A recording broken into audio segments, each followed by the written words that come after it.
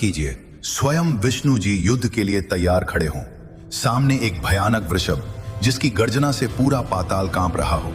विष्णु जी ने सुदर्शन चक्र उठाया और उसे चलाने ही वाले थे, लेकिन अगले ही क्षण वे अचानक रुक गए, क्योंकि उस वृषभ के भीतर उन्हें एक ऐसी दिव्य शक्ति का अनुभव हुआ जिसे पहचानकर स्वयं विष्णु जी भी नतमस्तक हो गए। समुद्र मंथन के समय जब अमृत प्रकट हुआ, उसी समय अनेक दिव्य अप्सराएं भी प्रकट हुईं। उनका सौंदर्य अलौकिक था, लेकिन कुछ असुर उन्हें अपने साथ पाताल लोक ले गए। जब विष्णु जी को यह ज्ञात हुआ तो वे उन्हें मुक्त कराने पाताल पहुंचे। विष्णु जी ने असुरों का संहार किया और अप्सराओं को मुक्त कर दिया, लेकिन अप्सराओं ने प्रार्थना की, प्रभु हमें यहाँ अकेला मत छोड़िए।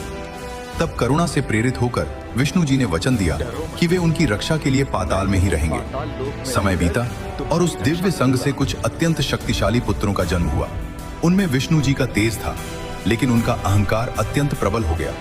उन्होंने ऋषियों की तपस्या भंग करनी शुरू कर दी, यज्ञ नष्ट करने लगे और तीनों लोकों में भय फैलने लगा। तब देवता शिव जी की शरण में कैलाश पहुंचे। शिव जी ने सृष्टि के संतुलन की रक्षा के लिए वृषभ का विराट और भयंकर स्वरूप धारण किया। उनकी गर्जना से पाताल कांपा और उन्होंने उन अत्याचारी शक्तियों का संहार शुरू कर दिया। यह देखकर विष्णु जी ने सुदर्शन चक्र चलाया और शुरू हुआ एक भयानक दिव्य युद्ध। दोनों की शक्तियों के टकराव से तीनों लोग कांप उठे। यह युद्ध लंबे समय तक चलता रहा, क्योंकि दोनों ही एक ही परम शक्ति के स्वरूप थे। जब पूरी सृष्टि संकट में आ गई, तब देवताओं ने अप्सराओं से प्रार्थना की।